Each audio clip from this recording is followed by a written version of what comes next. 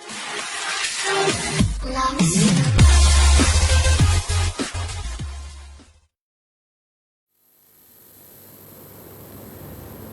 Assalamualaikum warahmatullahi taala wabarakatuh, and a very good evening to everyone. Nice to see you guys back.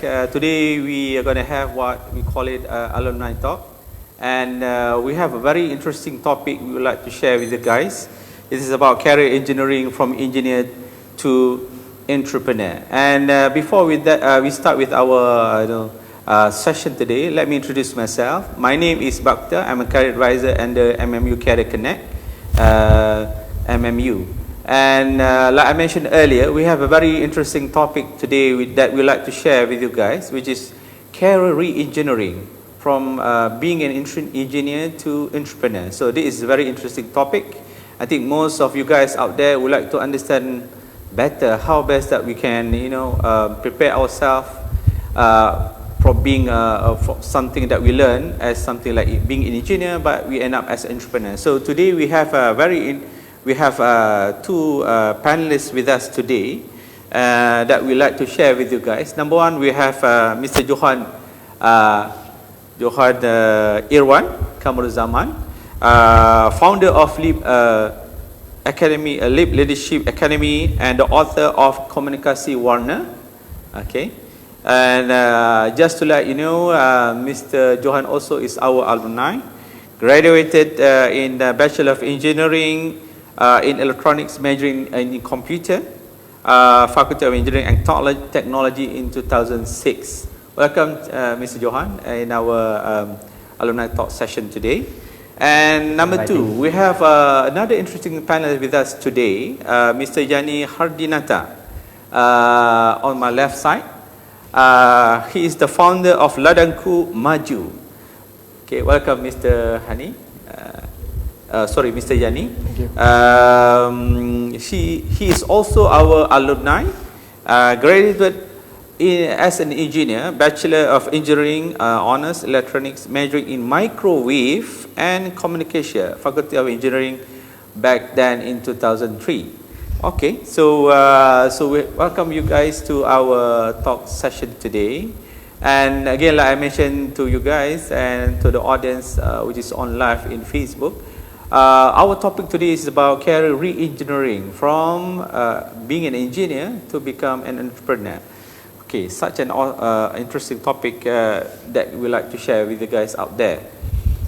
Maybe as a start, this is something that which is close to us because we also manage what we call it expectation related to millennials. Some people now with the post COVID-19, there's a lot of people quite worried in terms of what will happen next in the future. Are they able to secure the job once they start working? For those who are already in the work, are they being laid off and everything? So career is something very important, and again today career re-engineering is something that we would like to discuss a little bit further. Before we do that, maybe to our panelists, I would like you guys to in a way share a little bit about yourself, about your background and how you being studied engineering, and along the way you decided to be from engineer to become entrepreneur. Maybe we can start with Mr. Yani. Can you share a little bit into your background so the audience out there can understand about your personal journey? Please, Mr. Yani. Okay, thank you, Mr. Bakhtia. Yeah. First and foremost, I studied here in Multimedia University and graduated in 2003. Immediately after that, I landed myself a job with a local company doing telecommunication equipment installation. The job is almost what we say today, the 3D job, dirty, dangerous, and I couldn't remember the other one, but most of the time that was the thing that we were doing. And during that time, the market was for a graduate engineer like me. I think my first salary was around 1,600, if I'm not mistaken. After that particular company, I moved into Maxis, and also to DG before spending a little bit of around 6 to 7 years overseas as a telecommunication consultant. And then my last position as an engineer before I turned entrepreneur was in Ericsson Malaysia, which is in Cyberjaya. And I think in 2013, I left the workforce, and then I started my own journey building my own company. I see. Yeah. Ladangku. Which is Ladangku. Yes. Okay, such an interesting career journey. From being working from locally and being a consultant overseas, so there's a lot of experience I think you can share with young people out there. And again, it's very challenging nowadays, as I mentioned earlier. How can we re-engineer and able to position ourselves well once we graduated from certain university? Is a question that always comes to me in a career center. They want to know how best that they can position well. Okay. Okay. Next, yes, Mr. Johan Irwan. Mr. Johan Irwan is not. It's not something. It's not. It's quite familiar faces with us, and we glad to have you back with us today in this alumni talk. Maybe you can share a little bit about your background. Your journey. Once when you're studying and when you start working as an engineer, and where you are now. Please, Mr. Johan. All right, thank you, Mr. Bakhtiar. Since you mentioned the word engineer, if I can recall back, when did I decided to become an engineer? Was when I was during in my primary school. So, and there is always a column of cita-cita, so ambition. So I don't know what really to put in cita-cita because I have no idea what I'm going to become. Until one day I saw my elder brother. He wrote down engineer. So I said, what is engineer? And he said, no, you cannot take engineer, you have to take something else. I said, no, I still want to take engineer without knowing what engineering is all about. I think, ask you shall receive, and there I go. I signed up as a, actually I received some other offers from UTP and from Unit 10, and last offer is actually from MMU. But UTP offered me IT, so I said IT, no, I want engineering. Unit 10 offered me engineering, but in mechanical, I said, I don't want mechanical, I want something like electronics or telecommunication. Then I signed up for MMU. And after 5 years, actually I started to work even before my graduation or even before my final exam.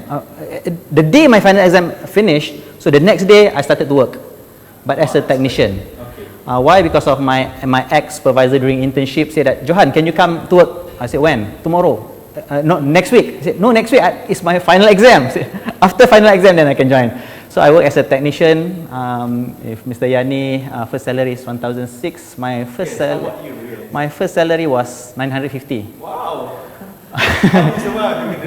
Okay, and I remember at that time, I think 3 months after that, not even 3 months after 2 months after that, I received a call from MMU, how's your career and things like that. I said, how much is your salary? I said, 950. And then, what? 950? But after 3 months, I managed to get a promotion of 1,400 as a senior technician. I'm okay because of, I think, the overtime. At the time, overtime is time 1.5 and things like that. So I can earn about comfortably 3,500 a month. And then I work in a company called Pioneer. It's a Japanese company. So Japan was my second home back then. Until 2008 is when economic crisis. So I started to ask myself whether I wanted to work as an engineer because of during the economic crisis, somehow our career was affected. So as an engineer, I'm still okay, but the operators, all of them were asked to take forced leave. And I asked myself, as an engineer, no matter how good I am, there's nothing that I can do to give them jobs. So I always thought that maybe marketing should do better job. So I have this belief that if marketing did a better job, engineer will get some jobs, and also the operators will get some jobs. So I decided in 2009, I quit my job, I joined in another company. Initially I was a product engineer, and then I asked to change to product marketing executive. But then again, one thing that I noticed, I asked my boss for direction because I felt like I'm a little bit lost. And then my boss said that, how can I give you direction because of our CEO also keep on changing direction. So from that moment on, I noticed that actually leadership is the answer. It's not marketing, it's not engineering, but leadership. So I made a decision that I wanted to study about leadership, and there is where I am right now. I established an academy which focusing on studying leadership and training people how to become a better leader. Okay. So, wow, awesome kind of sharing, Mr. Johan. Thank you for sharing. I think this is something that I think is very challenging for people nowadays to really understand their call. Taking tough decision, not just getting paid, but along the way, how best that you can address the whole idea of purpose, passion, and along the way, pursue that kind of purpose. And again, like I mentioned, career engineering is something most of the students or maybe public out there, they are quite scared, because once you graduated, you always have this mindset that let's work something on stable, something that you're sure at the end of the month you're able to get certain salary, you can put on the table certain food and everything. But again, being an engineer in our society back then it was something. It's a very high kind of social status in the society. People expect, like you mentioned, just a lot of when we are young, we always wanted to be in this. Whether you want to be an engineer, a lawyer, or maybe a civil servant, so that doctor, that kind of stuff. But again, DELL. You are doctor, engineers, lawyers, or you are the loser. Jokes from someone. So again, this kind of question, a lot of people asking me how best that we can make sure that young people are able to position them well. And again, I always told them, I think the whole idea you need to do what we call it soul searching, understand what you want to do, and the most important once you have that kind of soul searching, get assistance along the way, and build up that kind of passion, so that it can be an advantage for you in the future.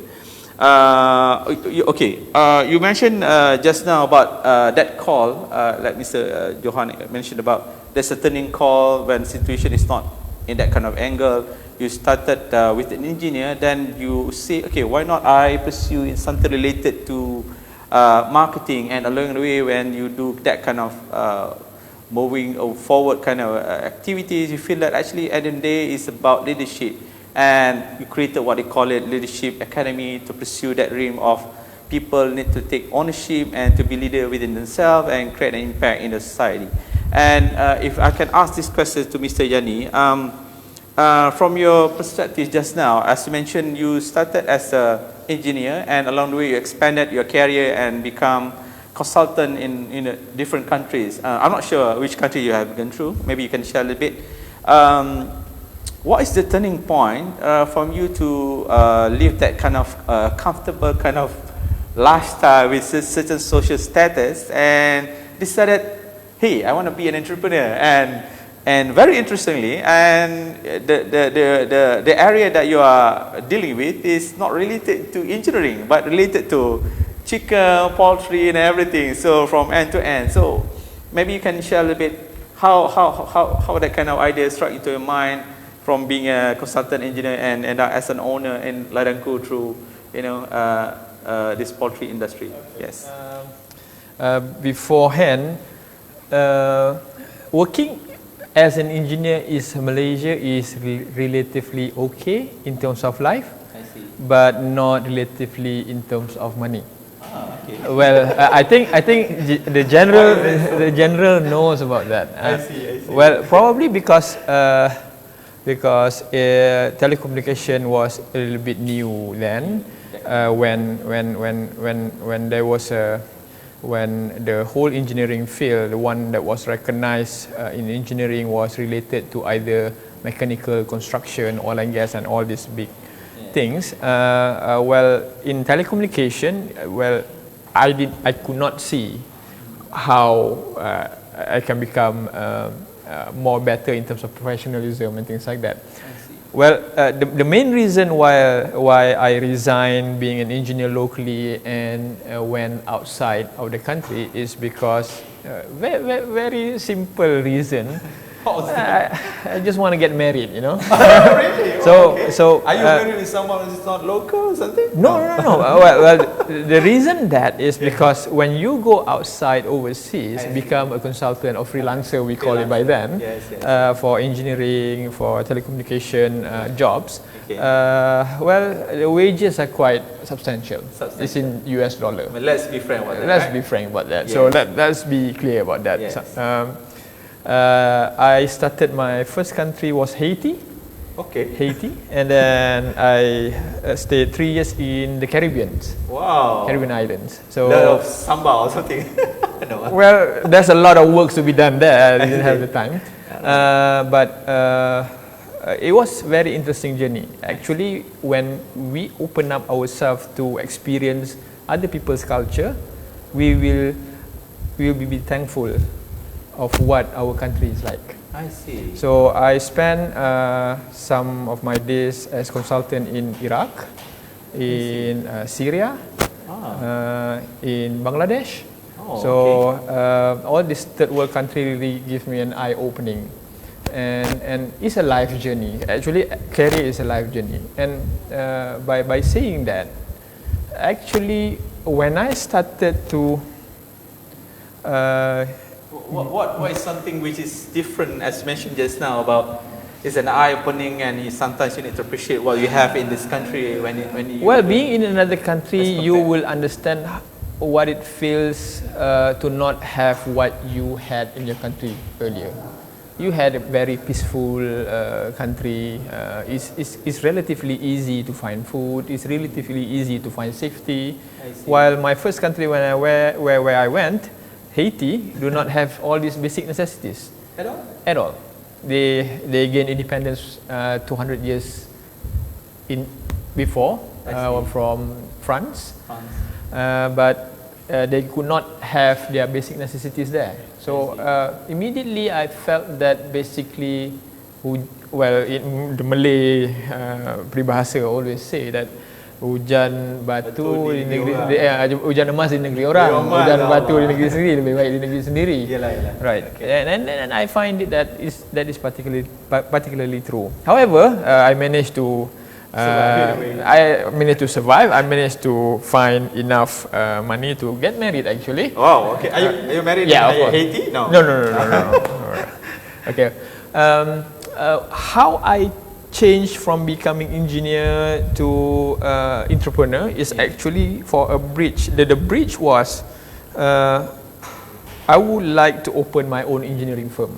That was the initial idea of being entrepreneur. I see. Well, this is the only skill that I have. Yeah. However, as you go outside and try to become an entrepreneur, doesn't really matter what field you are in. It actually possesses almost the same risk, almost the same returns in any other fields. And at the moment of time, I also learned that basically becoming engineers is actually trying to solve people's problem. Correct. And it doesn't have any difference of becoming entrepreneur, because real entrepreneur is actually solving problems of other people's. Correct. And why I changed, or why I turned 180 degrees from telecommunication engineering into food business, is because I found out that in Malaysia, where we live, even though predominantly Muslim communities live around it, there is one problem that has not been settled regarding halal slaughtering of chicken. Oh, really? So, well, it was always being dubbed. It's always being dubbed. In the newspaper, it was come out as a headline. So basically, we know that this problem was not solved properly. So it's a real problem. It's a real problem in the industry. It's a real, well, not in the industry, but in the community. In the community itself. And I started then as a part-time. I did not know that it will turn out this way. So actually, we call it as rezeki. Yeah. So basically, that is how I changed from engineering into going into entrepreneurship. All right. So wow, it's such an interesting story. I mean,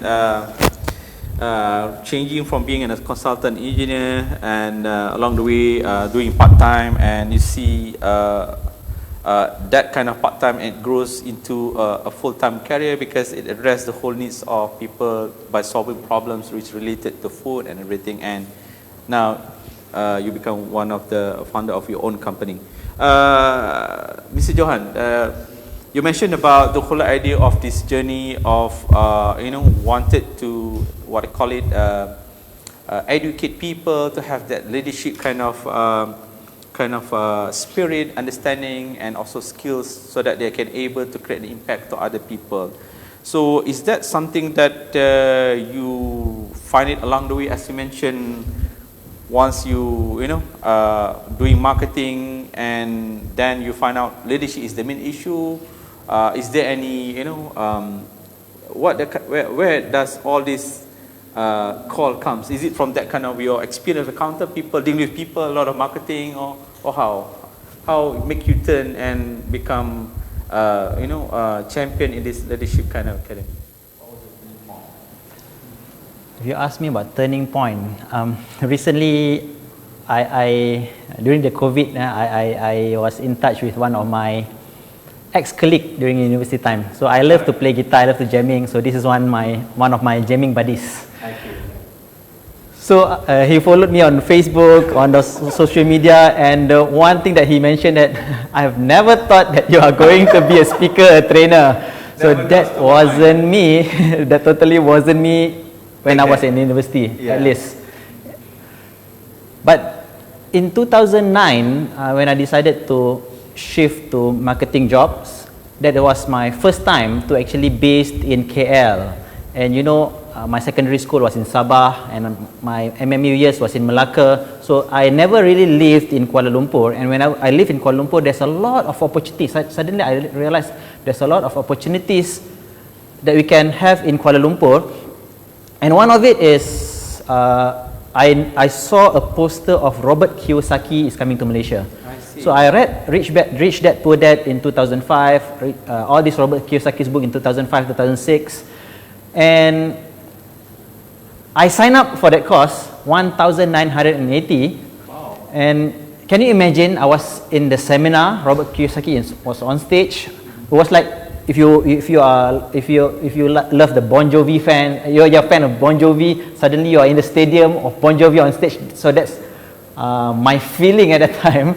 And there's small voices inside of me saying that I want to be like him. I want to be like him on stage. I want to be like him. But that voices was too small. I didn't hear loud enough.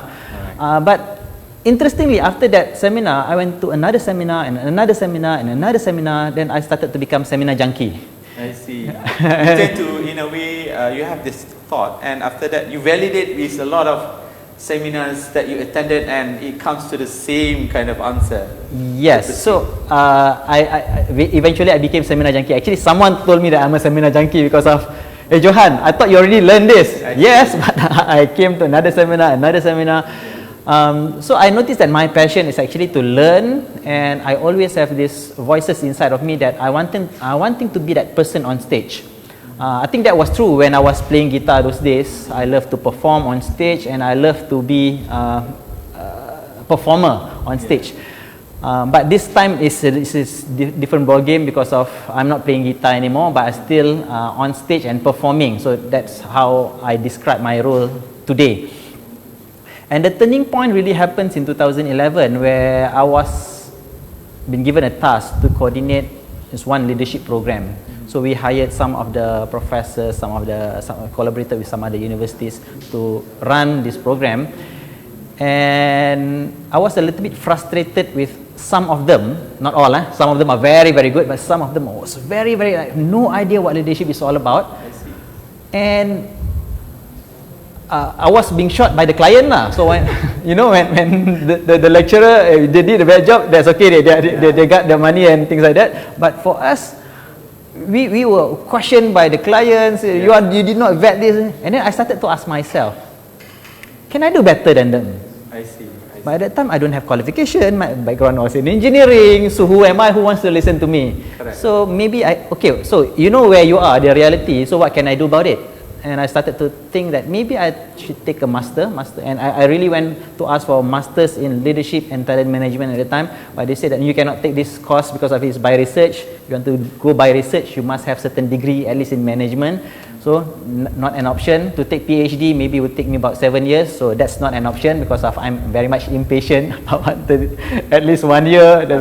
And that is where in 2012 I started to attend certifications. And certification after certification, I think I spent about almost about 15,000 ringgit for my certification in 2013. Is where I was really ready in terms of the offerings that I can have, and that is where I decided to quit my job and started to become entrepreneur until now. Oh, okay. So thanks, Mr. Johan, for an awesome and interesting sharing just now about the whole idea of understanding your passion and along the way you know where you want to start and be prepared so that you're able to position yourself better afterwards once you're ready with the skill set and everything.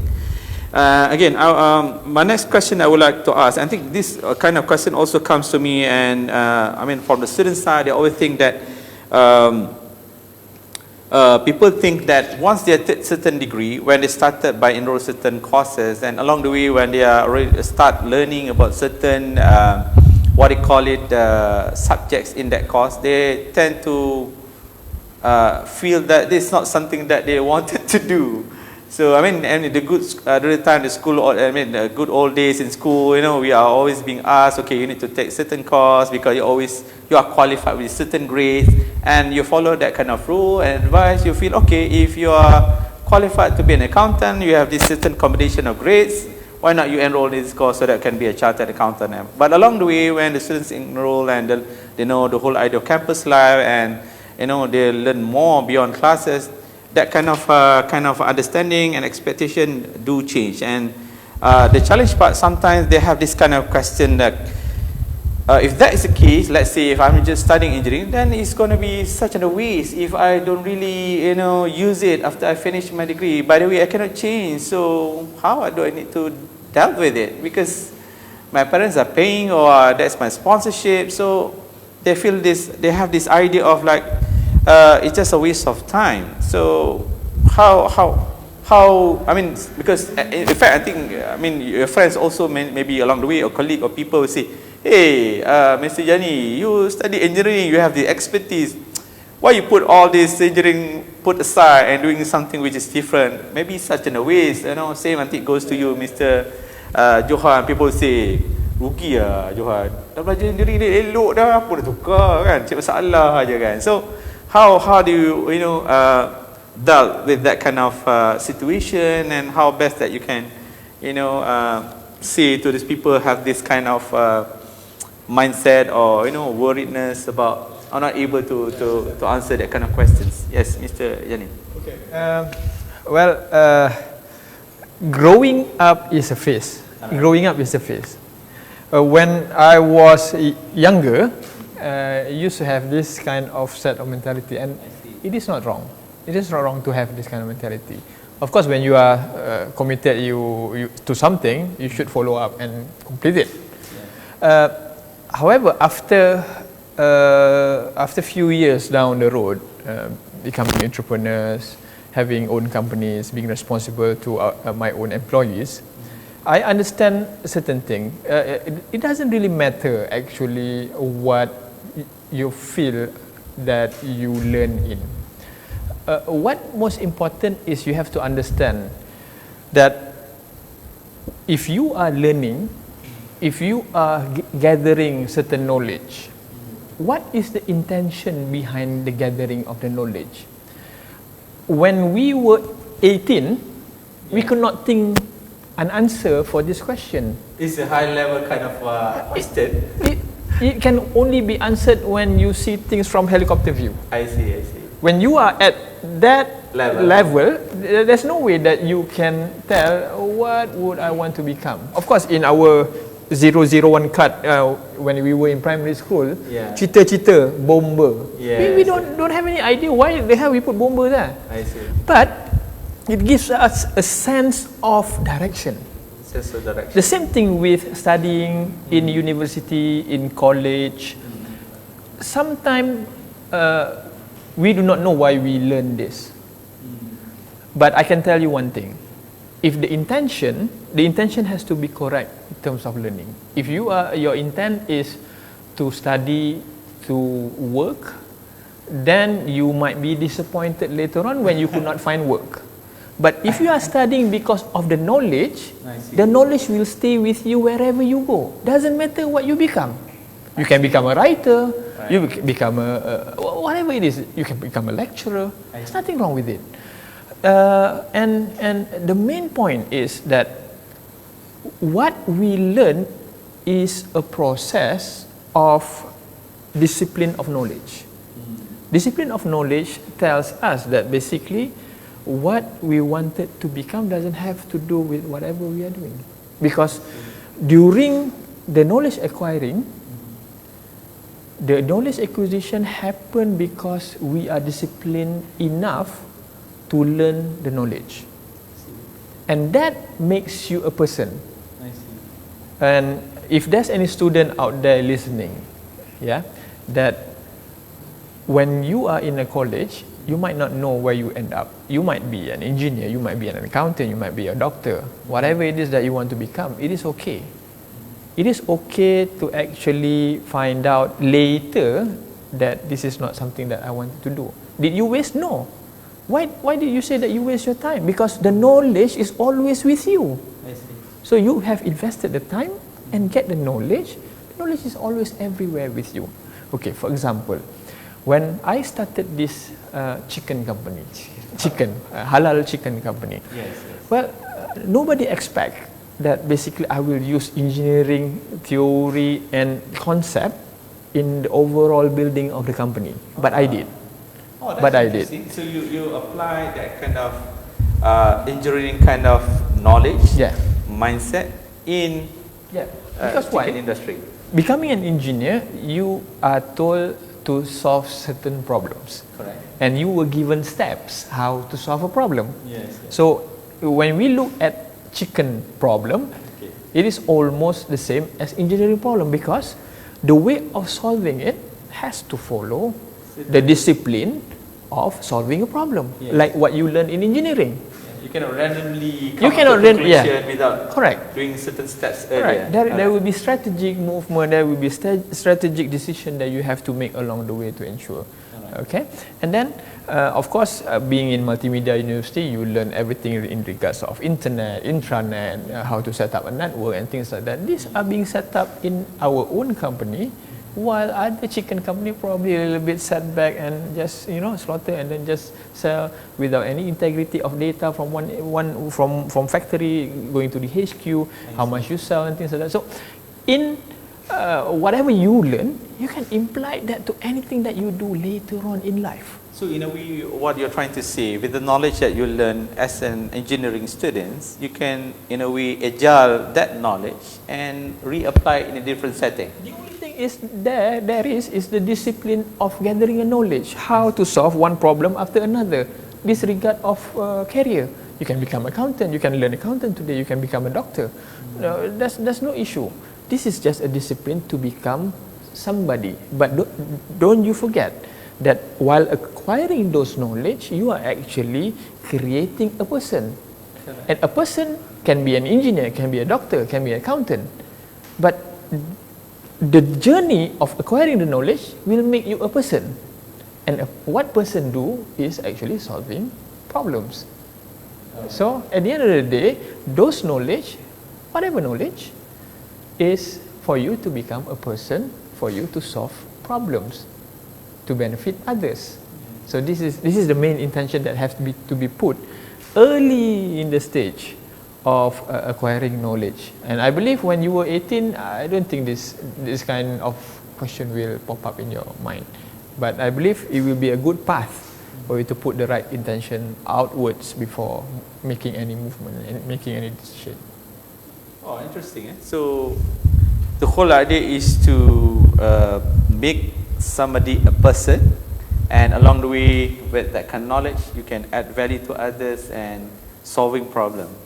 What do you think, Mr. Johan? People are saying, well, such the ways you have that kind of experience and skill set, but you become as a trainer or speaker related to leadership.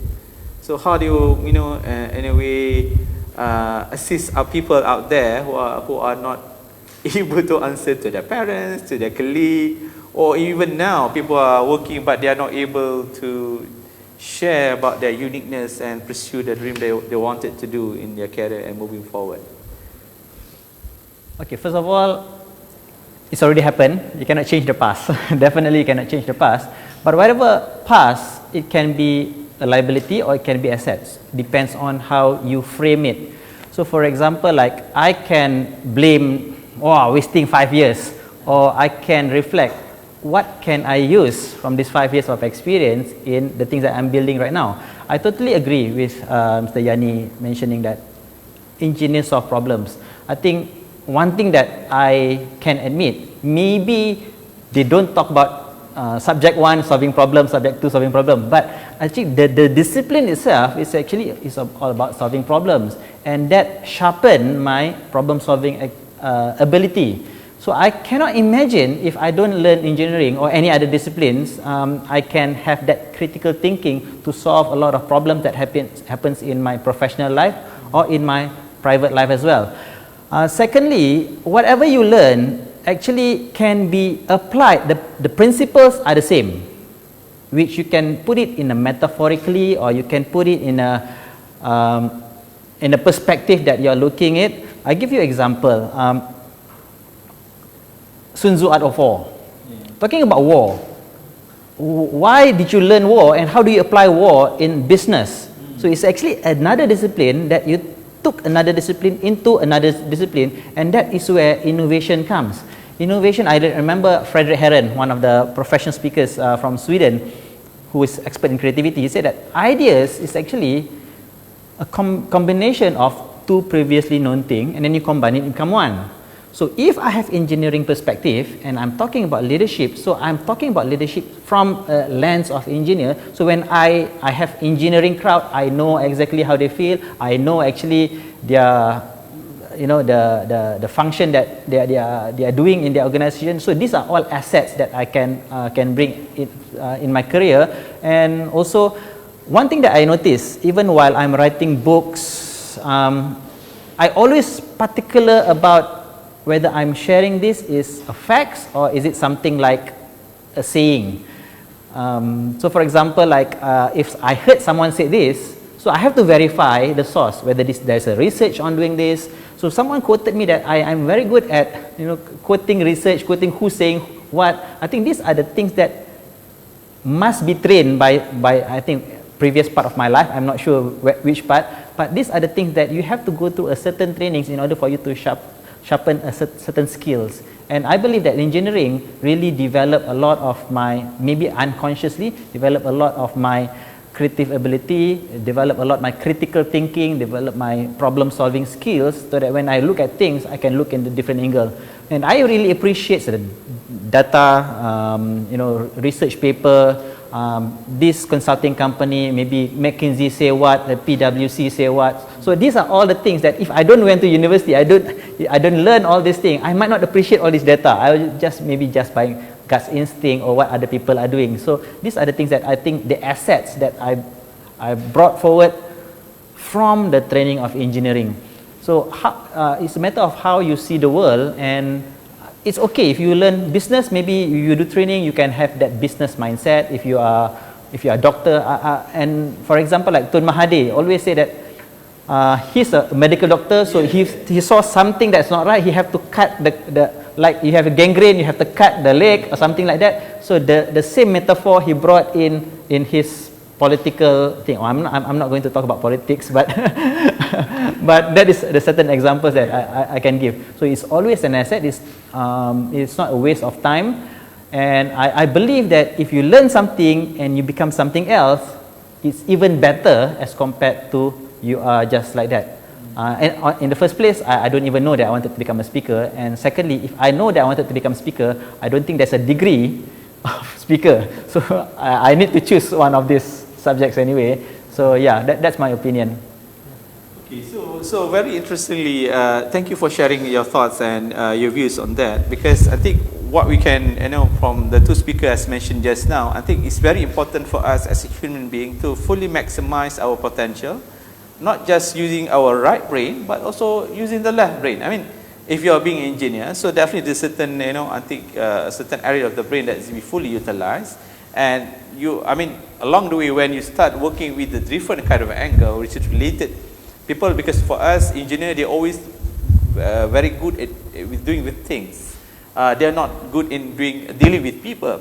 So based on your experience and the venture that you have done now, so it really shows that you really have full utilized that kind of two sets of different, the right brain and the left brain, because you're dealing not just things but also dealing with people.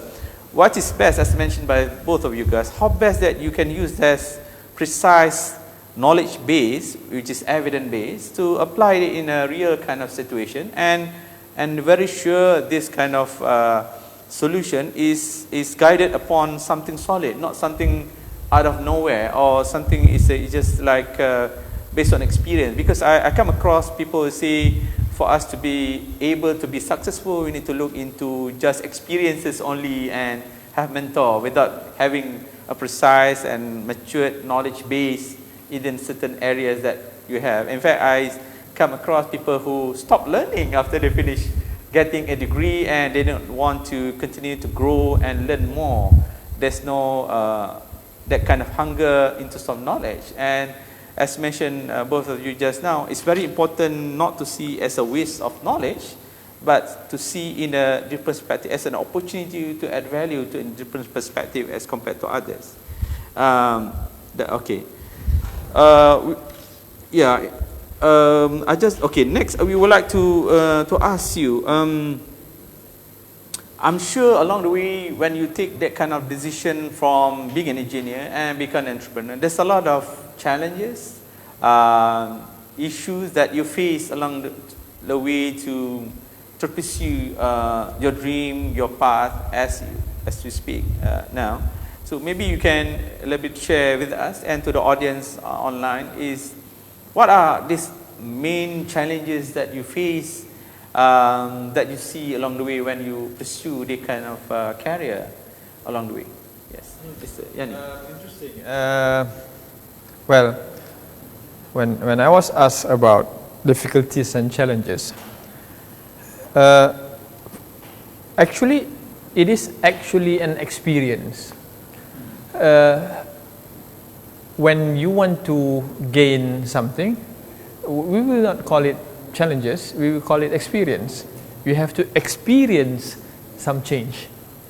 Of course, the change will come in terms of effect towards your mind, your body, and your soul, in which people classify it as challenges, but actually it is just an experience.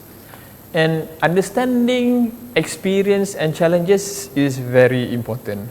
The reason why, because difficulties and challenges bear negativity, while experience bear positivity. I see. So, of course, there are unpleasant experience along the way, but it is also being experienced while you are changing environment from primary school to secondary school, going to university going to work. I think those are the steps that you go through in life to experience, because at the end of the day, that's why when you said someone who are with experience, they already went through all of the difficulties, all the nice things.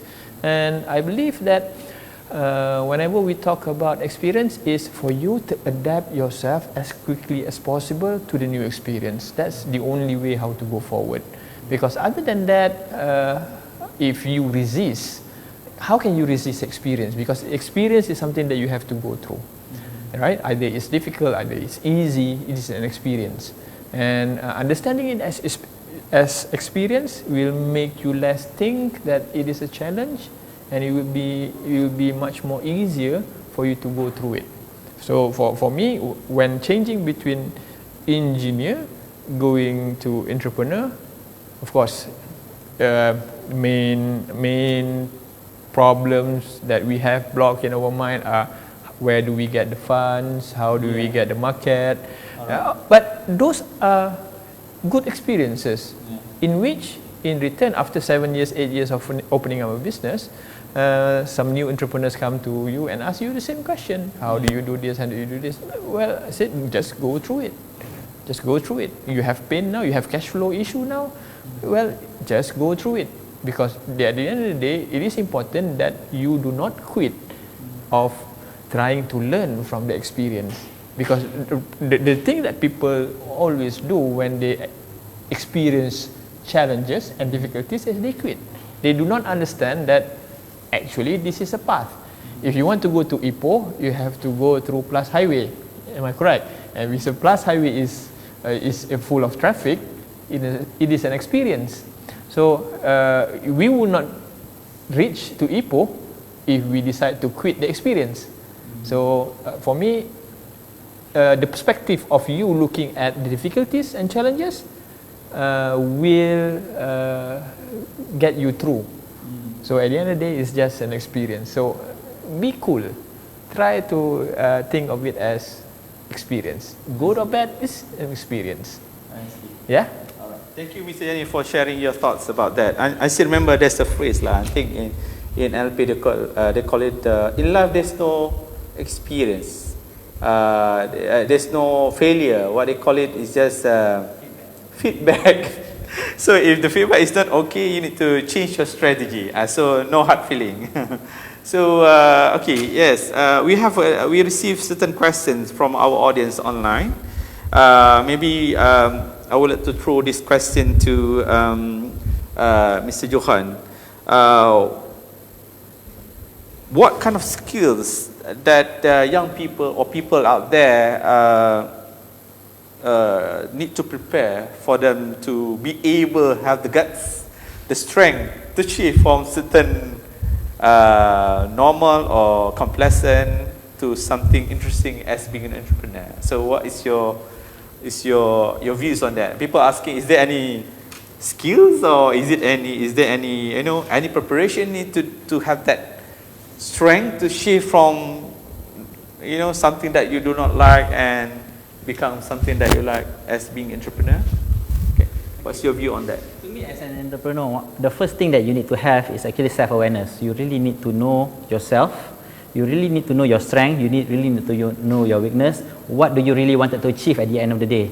So because of most of the time, people say that they want to be an entrepreneur, but you ask, what makes you want to become an entrepreneur? They don't know. Maybe they talk about the money, but they don't know really what they really want in their life. So understanding your values is very, very important. You want to talk about leadership, values, clarity of values, clarity of purpose is very, very important. I think same goes to being an entrepreneur. Number two, you must have resilience. Resilience means that if you fall down, how fast you can get back up again. So I don't view failure as a bad word. I view failure is actually something that really positive, because from failure we learn. And the ability to take risk, because at the end of the day, when we talk about failure, one question that I always ask, what are the worst things that can happen?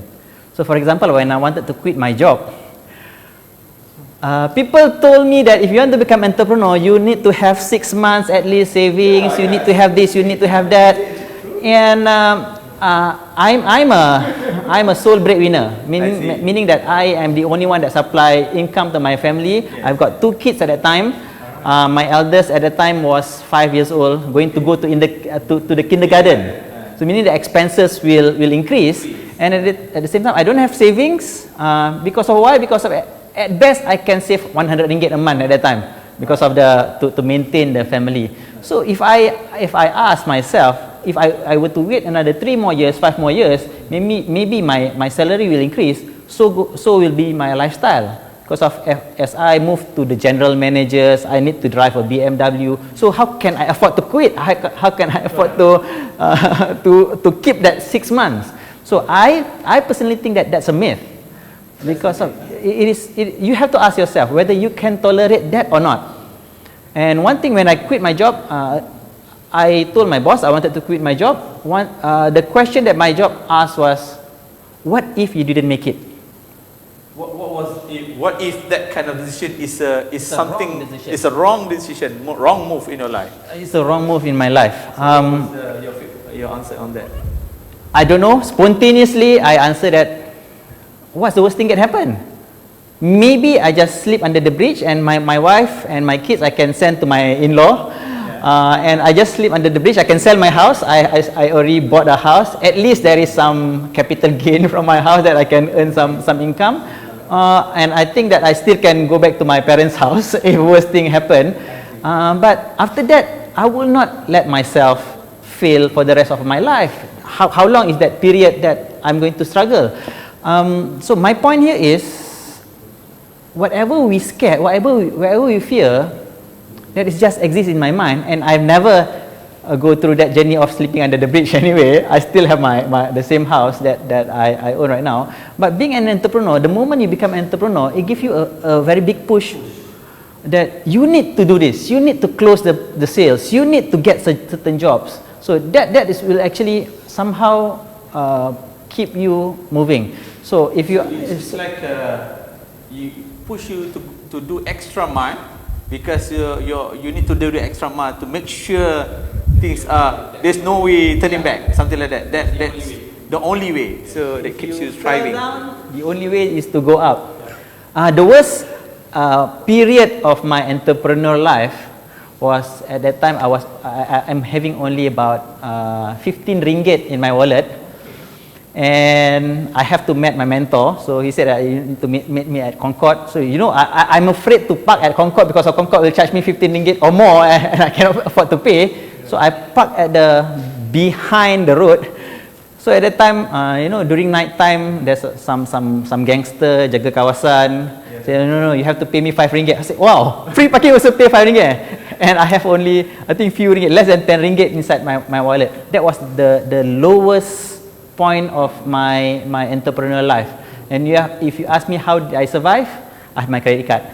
So I buy only things that accept credit card until the end of the month. And then after that, I started to gain my income. But I reflected, what else need I to do? How else can I do better in order for me to actually gain more income? So that happened at the very beginning of my entrepreneurial journey. But once you pass that period, I think the way is actually to go up.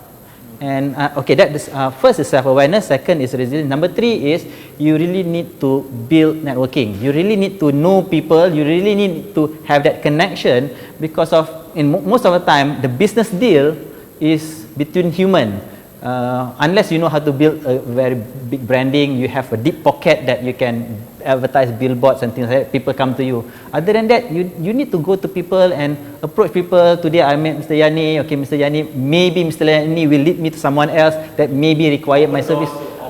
Open doors to opportunities. And today, if let's say I don't have, someone took away all my belongings, my financial things, I think I still can survive because I have a lot of friends and genuine friends that still wanting to help me, willing to help me, and wanting to see me successful. I think they will help. And the best capital is actually the network. I agree. All right. So we have this question from our audience out there. I think this is also maybe entrepreneur lah. This question is from Mr. Yani. What inspired you to be a founder for Ladangku? Because you're being an entrepreneur, and if that is the case, then what kind of tips that you would like to share with people outside there who are small businesses owners, so that they are able to survive with this post COVID-19 and able to give an impact within the industry they are joining? So I think this question maybe from the people who are SME or business owners lah. This is a big question. There's no one answer to it. But what inspired me earlier is because that while we are in a good state in terms of looking for food and things like that, but we have not made it sure that our food is halal. So that was the main inspiration when I started. And I think it started with a tragedy. Well, not so much of a tragedy because it's a weekly market visit by myself and my wife. When we went to the chicken store, we weigh the chicken. The chicken is, let's say, 2 kilo, and then when you go back, I think it's less. Something a little bit weird. Weird in terms of the weighing. I think they weighed a bit more in the market, and when it reached home, it is much more smaller. So I think there are 2 points there: integrity and being halal. So market integrity also is questionable during those times, and I think that there should be a solution for this. And that is where Ladangku came in. And Ladangku came in also as a brand or as a company that we chose a name because we understand that agriculture is resilient towards economic downturn. And true enough, during COVID, we are not affected. We can increase our sales number. Yeah, people are more at home, and I think it is a proof that it is resilient. Well, when we talk about other SMEs, I understand that SMEs is having issues today. I think part of the thing is not having enough cash flow to stay alive. I believe that all SME owners has to come to think how can they pivot their business at this moment. If let's say they are running retails, physical retails, probably they want to consider going online. I believe most of us did. Of course, all of this needs relearning capability. You need to able to teach yourself new knowledge. Probably at this moment, SME owners do not have probably digital knowledge, needs to go into digital.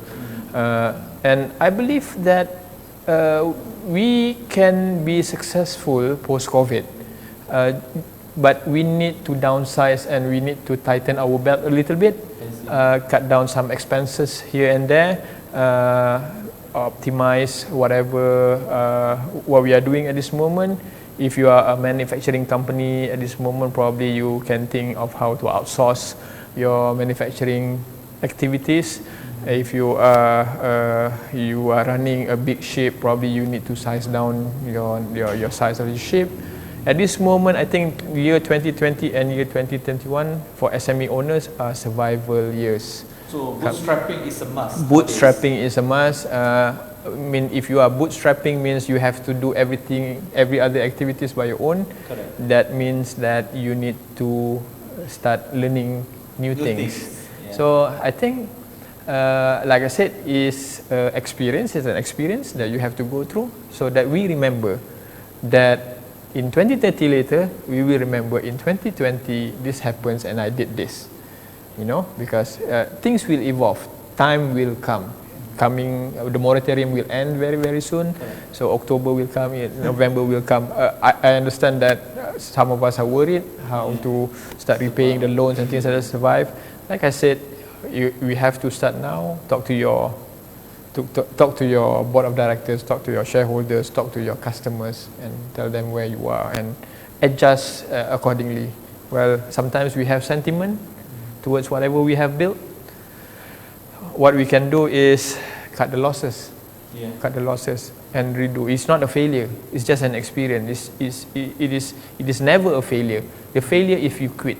If you are not quitting and you are redesigning things to work, it's not a failure. It is re-engineering. Yeah. All right. So okay. Thank you, Mr. Yani, for sharing your tips. For audience out there who doing business, it's about how best that you can do a lot of bootstrapping and able to position well and not quitting in what you're doing now. Just to let you know, we run out of time, so we have less than 1 minute maybe to wrap up about our discussion today about career re-engineering from engineering to entrepreneur. Maybe last few words for you guys to share with our audience outside. Maybe start with you, Mr. Johan. Okay, I think throughout my journey, I think first of all, you really have to believe in yourself. No one else is going to believe in you unless you believe in yourself. That's number one. Number two, you cannot connect the dots. I think Steve Jobs mentioned you cannot connect the dots looking forward. You can only connect the dot looking backwards. So you have just to trust in something. You just have to move forward. Do whatever you think is the right thing to do. Something that you really resonate. Something that matters to you. Don't do things because of. Don't just listen to other people's advice. Listen to yourself first, and then ask people for opinion so that you can make a sound judgment. And finally, always have a positive mindset. Always think positive because of I always believe that Allah bertindak mengikut sangkaan hambanya. If you feel like you're going to bankrupt, you are going to bankrupt. If you feel like COVID-19 is an opportunity, you will start to notice a lot of opportunities that exist, especially during the COVID, that never exists before. So that's I think from me. Thank you very much. Thank you, Mr. John. Yes, Mr. A few words last for the audience out there. Yeah. Some of my friends ask, mak kau tak marah ke engkau kerja jadi engineer tiba-tiba tukar jual ayam? The answer is no. Get your family to support you. Get your family to support you. At this time, difficult times, get your family support. Family support is number one. My wife has been supporting, my family has been supporting, my friends has been supporting, my neighbors have been supporting. So I believe that all this social support is required for you to move forward, and get them. If available, get them to support you. Yeah. Okay, thank you, Mr. Yani. Thank you, Mr. Johan. Again, thank you everyone for spending your time, your evening time with us in our alumni talk today. And all the best for you guys. Hopefully, the information will help you along the way. See you in the next series. Bye bye.